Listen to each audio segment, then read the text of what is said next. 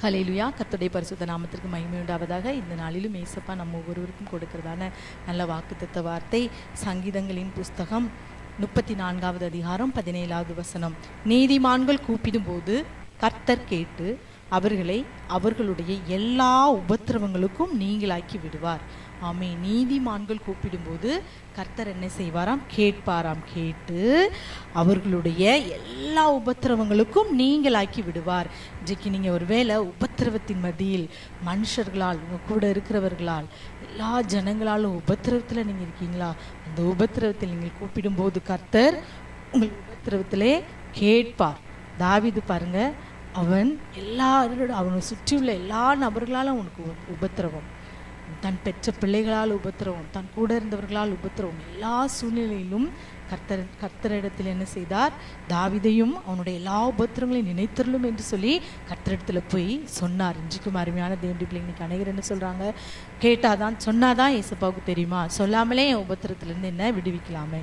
இல்லை, நாம் கர்த்தருடைய சமூகத்தில் போய் நாம் கூப்பிடும்போது, நாம் கேட்கும்போது அவர் நமக்கு செவி கொடுப்பார். நம்முடைய ஜெபத்திற்கு அவர் பதில் கொடுப்பார். அது விசேஷமாய் நீதிமான்கள் கூப்பிடும்போது கர்த்தர் கேட்டு எல்லா உபத்திரவங்களுக்கும் நீங்களாக்கி விடுவார். அன்னைக்கு நீங்கள் நீதியின் பாதையில் நீங்கள் வாழ்வதனால் உங்கள் வாழ்க்கையில் உபத்திரவமோ, இந்த உபத்திரவத்தின் பாதையில் நீங்கள் கர்த்தரை நோக்கி கூப்பிடுங்க. கர்த்தர் உங்களை கட்டாயம் உங்களை விடுதலையாக்குவார், உங்களை நீங்களாக்கி விடுவிப்பார். நீங்கள் இப்போ படுகிற எல்லா உபத்திரவத்திலிருந்து அவர் உங்களை நீங்களாக்கி உங்களை விடுவிப்பார். வெகு சீக்கிரமே விடுவிப்பார். ஏனென்றால் சங்கீதம் 34:15 வாசிப்போம் என்றால், கர்த்தருடைய கண்கள் நீதிமான்கள் மேல் நோக்கமாயிருக்கிறது, அவருடைய செவிகள் அவர்கள் கூப்பிடுதலுக்கு திறந்திருக்கிறதா. ஏசப்பாவுடைய கண்கள் நீதிமான்கள் மேல் நோக்கமாயிருக்கிறது. யார் நீதியும் நியாயத்தையும் செய்து அவருடைய பிள்ளைகளாய் சாட்சியாய் ஜீவிக்கிறார்களோ அவர்களை என்ன செய்தா? ஏசப்பாவுடைய கண்கள் அவர்கள் மேல நோக்கமாயிருக்கிறதாம். பரலோகத்திலிருந்து அவர்களை நோக்கி பார்த்து கொண்டிருக்கிறார் நீதிமான்களே. ஏனென்றால் அவர்களை விடுவிக்கும்படி, அவர்களுக்கு நல்ல ஒரு வாழ்க்கையை கொடுக்கும்படி கர்த்தருடைய கண்கள் நீதிமான்கள் மேல் நோக்கமாயிருக்கிறது. ஏசப்பாவுடைய செவிகள் அவர்கள் கூப்பிடுதலுக்கு திறந்திருக்கிறதாம்.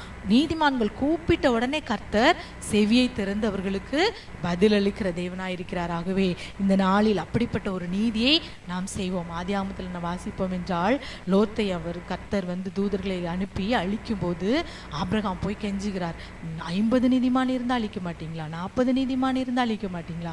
20 நீதிமான் இருந்தால் அழிக்க மாட்டீங்களா? 10 நீதிமான்கள் இருந்தால் அழிக்க மாட்டீங்களான்னு கேட்கும்போது தூதன் சொல்றான், நான் நீதிமான்கள் அங்கே பார்த்தா நான் அழிக்க மாட்டேன் என்று சொல்லி இன்றைக்கும் லோத்தை கூட அந்த இடத்திலிருந்து அவர் மாத்திர விடுதலை பண்ணினார். இன்றைக்கும் நீங்கள் நீதிமான்களாய் வாழ்ந்தா உலகமே அழிந்தால் உங்களுக்கு அழிவில்லை. ஆமேன், ஆமேன், ஹல்லேலூயா. ஆகவே நாம் இன்னைக்கு நீதிமான்களாய் வாழ்வோம். நீதிமான்கள் துளிரை போல தலைப்பார்கள் என்று வேதத்தில் பார்க்கிறோம். நீதிமொழிகள் 11:28 தன் ஐஸ்வர்யத்தை நம்புகிறவன் விழுவான், நீதிமான்களோ துளிரை போல தலைப்பார்கள். நீதிமொழிகள் 12:28 நீதியின் பாதையில் ஜீவன் உண்டு, அந்த பாதையில் மரணமே இல்லை. நீதிமான்களா இருந்தா, நீதியின் பாதையில் நீங்க நடந்தீங்கன்னா உங்களுக்கு ஜீவன் தான், உங்களுக்கு மரணமே இல்லை. ஆகவே இந்த நாளில் நீதிமான்களாய் மாறுங்க. நீதிமான்களாய் மாறி கர்த்தரால் வரும் எல்லா விடுதலையும் நீங்க பெற்றுக்கொள்ளுங்க. நீதிமொழிகள் 15:29 வாசிப்போம் என்றால், துன்மார்க்கருக்கு கர்த்தர் தூரமாய் இருக்கிறார், நீதிமான்களுடைய ஜெபத்தையோ கேட்கிறார். நீதிமான்களுடைய ஜெபத்தை கேட்கிறார். நீதிமான்கள் கூப்பிடும்போது செவி கொடுக்கிறார். நீதிமான்கள் மேல் நோக்கமாய் இருக்கிறார். நீதிமான்களுடைய எல்லா உபத்திரவத்திற்கும் நீங்களாக்கி விடுகிறார். சங்கீதம் 37:39 நீதிமான்களுடைய ரட்சிப்பு கர்த்தரால் வரும், இக்கட்டு காலத்திலே அவரே அவர்கள் அடைக்கலாம். நீதிமான்களுடைய ரட்சிப்பு யாரால வரும்? மனுஷரால் அல்ல. நீங்க யாரையோ நம்பி இருக்கலாம், அவங்களால அல்ல.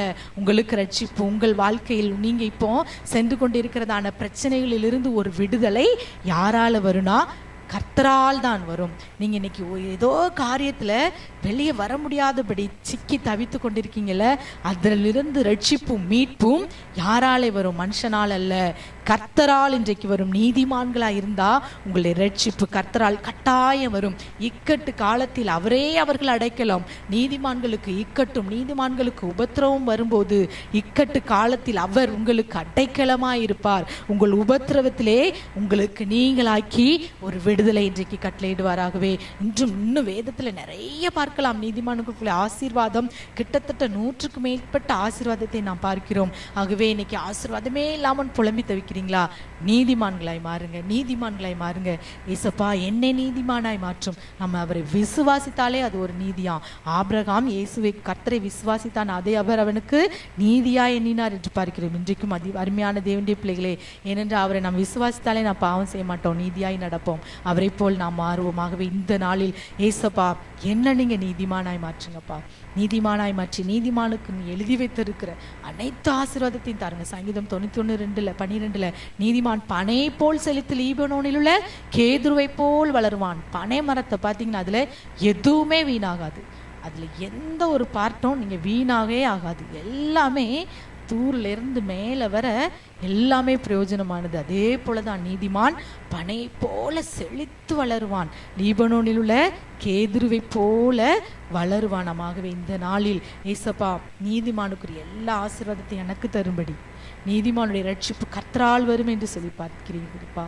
இந்த நாளில் என் வாழ்க்கையில் உள்ள உபத்திரவங்கள் நீங்களாகும்படி, என் வாழ்க்கையில் உள்ள எல்லா பிரச்சனைகள் இந்த நாளில் மறையும்படி, எனக்கு நான் போயிட்டு இருக்கிற பாதையில் இருக்கிற இந்த பிரச்சனைகள் தீரும்படி, நீதிமான்களுடைய ரட்சிப்பு கர்த்தரால் வரும்னு சொன்னீங்களா?